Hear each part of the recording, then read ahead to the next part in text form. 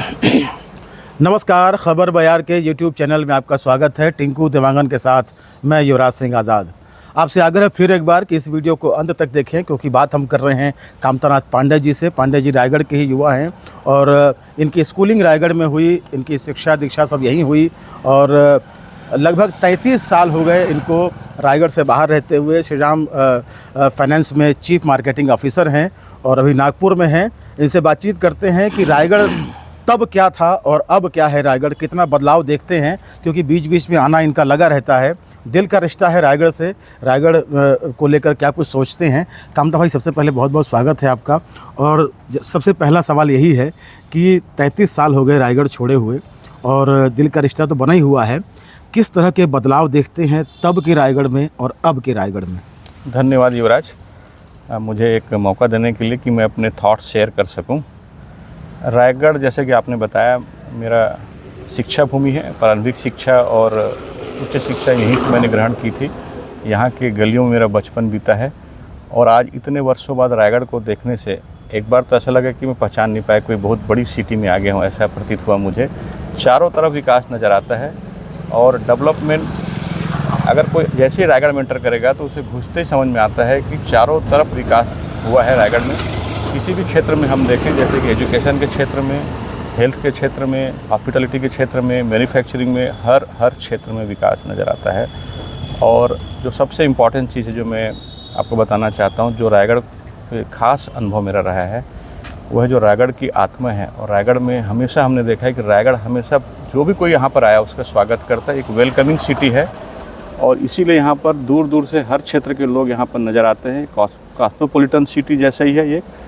और जब भी लोग यहाँ पर आए और इसे अपना घर बना लिया, हमने देखा है कि लोग छोड़ के यहाँ से कभी नहीं गए। ये इसकी सबसे खासियत है। और आज रायगढ़ में जो रोड्स मुझे नज़र आते हैं, जो डिवाइडर्स, पहले रोड बहुत नैरो हुआ करते थे मेरे समय में और हमें बड़े बड़े गड्ढे भी हुआ करते थे, बहुत तकलीफ़ होता था।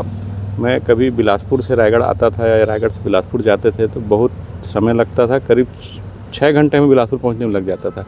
और अभी रोड इतने स्मूथ हैं, इतने अच्छे हाईवे कनेक्टिविटी हो गई है कि आप सिर्फ 2.5 घंटे में बिलासपुर से रायगढ़ आ जाते हैं। और यही आप किसी भी दिशा में जाएँ, चाहे आप चंद्रपुर सारंगढ़ दिशा में जाएँ, चाहे आप ये अंबिकापुर की तरफ जाएं, कहीं भी जाएं, आपको चारों तरफ विकास नज़र आता है। इंफ्रास्ट्रक्चर डेवलपमेंट ह्यूज है और जब भी किसी शहर में इंफ्रास्ट्रक्चर डेवलपमेंट पे काम होता है तो वो शहर बहुत तेज़ गति से बढ़ता है और वो रायगढ़ में नज़र आ रहा है। सन 90 के बाद अगर हम बात करें तो 1990 के बाद से जो औद्योगिक विकास हुआ है रायगढ़ का, इंडस्ट्रीज़ जो लगी हैं, इसको लेकर भी है कि विकास तो काफ़ी होता है, लेकिन विकास के साथ साथ उसके पैरेलल कुछ चीज़ें समानांतर चलती हैं, वो कहीं ना कहीं तकलीफ़देह होती हैं। तो क्या कुछ ऑब्जर्वेशन है आपका, किस तरीके से कुछ नकारात्मक पक्ष भी हैं जिससे यहाँ के लोग दो चार हो रहे हैं, इसको लेकर थोड़ा तो बताएंगे? जो मुझे कंसर्न नज़र आया वो अभी भी ट्रैफिक में नज़र आया। ट्रैफिक मैनेजमेंट सही नहीं दिख रहा है शहर का और ऐसा लगता है लोगों में भी ट्रैफिक सेंस की थोड़ी कमी नज़र आती है। अभी भी पार्किंग लोग जैसा चाहते हैं, जहाँ चाहते हैं वहाँ पार्किंग मुझे नज़र आया। उसको लेकर जो सरकार है या जो यहाँ पे एडमिनिस्ट्रेशन है, उनको ध्यान देने की ज़रूरत है कि पार्किंग सही तरीके से हो और लोगों को ट्रैफिक सेंस सिखाया जाए। उससे अस्त व्यस्त हो जाता है ट्रैफिक। सिटी के अंदर ट्रैफिक अभी भी ख़राब है। और एक जो मुझे चीज़ नज़र आई जिस पे बहुत ज़्यादा ज़रूरत काम करने की, वो है अभी भी जितने भी नाली नज़र आए मुझे ओपन दिखते हैं।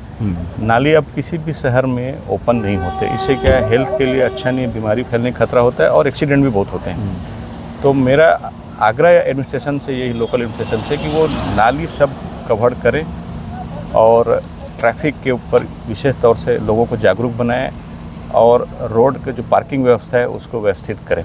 ये मुझे थोड़ी सी कमी नज़र आई, क्योंकि विकास के साथ कहीं न कहीं थोड़ा पतन भी होता है, पैरेलल चलता है और उस पर अगर समय पर ध्यान दिया जाए तो आगे जाकर बड़ी समस्या हो जाती है। क्योंकि अर्बनाइजेशन होने से बहुत सारी समस्याएं साथ में खड़ी होती रहती हैं। तो गवर्नमेंट को उसके साथ ही साथ उस पर काम करना चाहिए, क्योंकि इंडस्ट्री जब आती बहुत सारी तो बहुत प्रकार के लोग भी आते हैं, तो क्राइम बढ़ने के खतरे भी होते हैं। तो जो कानून व्यवस्था है उस पर भी बहुत ज़्यादा काम करने की ज़रूरत है। अभी मुझे पता नहीं रायगढ़ की कानून व्यवस्था कैसा है, लेकिन जहाँ तक अदर चीज़ें दिखाई देती है, ट्रैफिक और बाकी जो मैनेजमेंट है, जो ड्रेनेज सिस्टम है, या वो थोड़ा सा अभी काफ़ी कम नज़र आता है। ऐसा लगता है मुझे कि 33 सालों में उसमें कोई ख़ास बदलाव नहीं हुआ है। तो ये काम पब्लिक का भी है, लोगों को भी समझने की ज़रूरत है कि हमारा शहर बढ़ रहा है तो हमारी भी जवाबदारी है, क्योंकि पब्लिक और गवर्नमेंट दोनों के पार्टिसिपेशन से ही काम अच्छा होता है। हेल्थ और एजुकेशन में क्या कुछ आपका मानना है, कितना कुछ बदलाव देख पाते हैं? क्योंकि तब के रायगढ़ में तो बहुत कुछ चीज़ें सीमित हुआ करती थी और तब हम जनार्दन वैद्य का नाम सुनते थे, हम शत्रुघ्न पटेल जी का नाम सुनते थे, हम नाम सुनते थे, चटर्जी का नाम सुनते थे, डॉक्टर दास का नाम सुनते थे। लेकिन अब काफ़ी कुछ चीज़ें बदल गई हैं। अब डायग्नोसिस भी काफ़ी कुछ चेंज हो गया, बहुत अत्याधुनिक हो गई हैं मशीनें, सारा कुछ सेंटर बन गए हैं। और तो क्या कुछ आपका मानना है यहाँ के हेल्थ और एजुकेशन को लेकर? बिल्कुल, एजुकेशन में तो मेरे टाइम में तो गिनती के 2-4 स्कूल हुआ करते थे। ज़्यादा स्कूल, इंग्लिश मीडियम स्कूल तो सिर्फ एक हुआ करता था। अब तो यहाँ ढेरों स्कूल हो गए हैं, इंटरनेशनल स्कूल्स आ गए हैं। जिंदल का बहुत बड़ा इसमें कंट्रीब्यूशन रहा है और भी इंडस्ट्रियों का। हमें पहले अगर आपको अच्छा एजुकेशन देना है तो बाहर जाना पड़ता था, अब मुझे नहीं लगता कि रायगढ़ का कोई भी व्यक्ति बाहर जाता होगा। दूसरा, जहाँ तक हेल्थ की बात है, हेल्थ में भी पहले ज़्यादा कुछ व्यवस्था था नहीं और उस टाइम अगर थोड़ा भी इमरजेंसी आता था तो हमें भिलाई दौड़ के जाना पड़ता था, क्योंकि नियरेस्ट जो भिलाई था, जो एडवांस सेंटर था, वो भिलाई था। और अब रायगढ़ में सारी सुविधाएं दिखती है, चाहे डायग्नोस्टिक सेंटर हो, चाहे बेहतर हॉस्पिटल्स हो, बेहतर डॉक्टर्स हो। तो ये एक बहुत अच्छा विकास का संकेत है, क्योंकि ये 2 सबसे बड़े पैरामीटर होते हैं किसी भी क्षेत्र विकास के, एक शिक्षा और दूसरा स्वास्थ्य। दोनों में रायगढ़, मैं जहाँ तक समझता हूँ, देश के साथ कदम से कदम मिला के चल रहा है और वो क्लियर कट नज़र आता है आप कहीं भी आएंगे तो। अगर हम कहें तो जब महानगरी की तरफ हम उस संस्कृति की तरफ जाते हैं, जब उधर कदम बढ़ाते हैं, तो कहीं ना कहीं इंसान से इंसान कटता है। वो मजबूरी है कि वो अपने अपने में व्यस्त हो जाते हैं। तो संबंधों में किस तरीके से आप यहाँ वो ताज़गी महसूस कर पाते हैं इतने सालों बाद? जैसे आप आते हैं कभी कभार, या आप जैसे लोग, तमाम लोग जो आते हैं, तो किस तरीके से वो चीज़ बची हुई है या उसमें भी कहीं ना कहीं कोई चोट हुई है? देखो, वो तो स्वाभाविक है बहुत। जब शहर बढ़ता है या आप विकास करते हैं तो आपके पास धीरे धीरे अपने लिए समय कम होते चले जाता है, क्योंकि ये जो रैट रेस है ना, चूहों की दौड़ जैसे कहा जाता है, कि आप कंपटीशन में जब फंस जाते हैं और हर आदमी को एक होड़ रहता है कि मुझे आगे बढ़ना है, तो उसमें कहीं ना कहीं रिश्ते नातों के ऊपर उसका बुरा असर तो आता ही है। लेकिन मैं जहाँ तक समझता हूँ, जो मेरे दोस्त यार हैं रायगढ़ में, मुझे ऐसा अभी तक कोई कमी नज़र नहीं आती। वो प्रेम बरकरार है, वो रिश्तों में जो मिठास थी वो बरकरार है। अब उसके लिए मुझे और थोड़ा सा समझना पड़ेगा, लेकिन जहाँ तक मेरा व्यक्तिगत संबंध है, मुझे उसमें कोई कमी नज़र नहीं आती है। जी, कामतनाथ भाई, ये जिस तरीके से हम ये सब बातें कर रहे हैं, बच्चों की बात कर लें, आपकी बिटिया है और सृष्टि, चेस के मामले में काफ़ी कुछ बड़ा अचीवमेंट उसका रहा है, और उसके बारे में जब बताइए कि क्या कुछ उसने अचीव किया है और अभी कहाँ पर है, और क्या कुछ लगता है जब बच्चे इस तरीके से अपनी पसंद की फील्ड में जब आगे बढ़ते हैं तो? मेरी लड़की चेस में काफ़ी अच्छा अचीवमेंट है। उसका बचपन से उसमें झुकाव था और हमने उसको देखते हुए, उसका इंटरेस्ट और टैलेंट को देखते हुए हमने उसी पे काम किया। हमने उसे बिल्कुल भी फोर्स नहीं किया कि तुम्हें डॉक्टर बनना है, सीए बनना है या फिर IIT जाना है। जैसा उसका इंटरेस्ट था, जहाँ उसकी प्रतिभा नज़र आई, हमने वहीं पर काम किया और उसने बहुत बड़े बड़े अचीवमेंट्स किए हैं। जैसे महाराष्ट्र में वो लगातार 4 बार वो चैम्पियन रही, जो कि एक रिकॉर्ड है, स्टेट चैम्पियन। उसके बाद 2019 में वो नेशनल चैम्पियन रही, भारत की चैम्पियन रही। उसके बाद वो एशियन गेम्स में ब्रॉन्ज मेडल उसने जीता, कॉमनवेल्थ में भी उसने ब्रॉन्ज मेडल जीता था, और अभी इंटरनेशनल मास्टर है वो। और वर्तमान में वो दुबई चेस एसोसिएशन में कोच है। अभी लगभग उसको 1 साल वहाँ पर हो गया। आगे उसका जो लक्ष्य है, उसको ग्रैंड मास्टर बनना है, और हमारा भी उसी पे ही पूरा काम चल रहा है कि वो आगे जाके इस देश में और बड़ा नाम कमाए और देश के लिए अच्छा काम करे, अच्छा खेले। जी, यही हमारी शुभकामनाएं। जी, हमारी भी शुभकामनाएं हैं। और चलते चलते बस ये आपसे एक हमारी ऑडियंस के लिए, जो बच्चों के पेरेंट्स हैं, और उनके लिए क्या कुछ कहना चाहेंगे कि किस तरीके से वो उनकी पेरेंटिंग हो, कैसे वो बच्चों की प्रतिभा को पहचाने, क्या कुछ कहना चाहेंगे हमारी ऑडियंस से? देखिए, जो सबसे बड़ा चिंता का विषय आज है वो है कंपटीशन। हम बच्चों के ऊपर बचपन से एक प्रेशर क्रिएट कर देते हैं कि तुम्हें मार्क्स बड़े लाने हैं, बड़ा काम करना है, बड़ा पद लेना है और बड़ा जगह तुम्हें जाना है।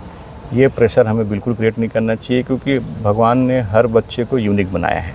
वो हमें समझना पड़ेगा। कभी आप 2 लोगों को कंपेयर मत करिए। जब भी हम कंपैरिजन करते हैं, वहीं पर बच्चे प्रेशर आता है और उसका एक्चुअल जो प्रतिभा है वो दब जाता है।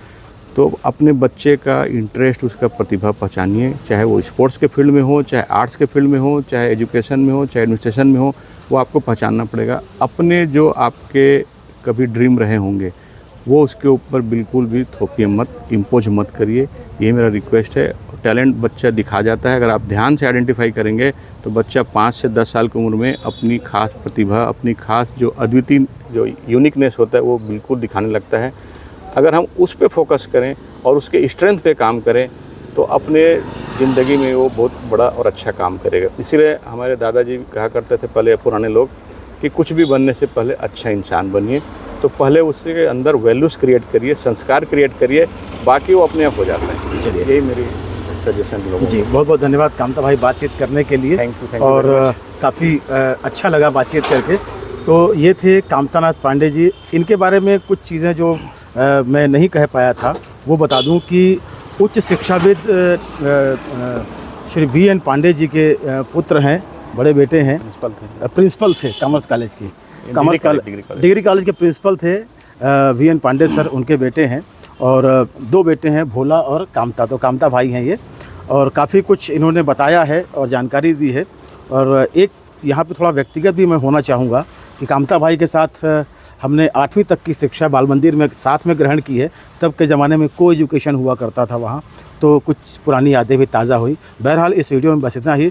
खबर बयार के YouTube चैनल को अधिक से अधिक सब्सक्राइब करें, हमारे कंटेंट लाइक करें, शेयर करें और हमें मदद करें। नमस्कार। Thank you.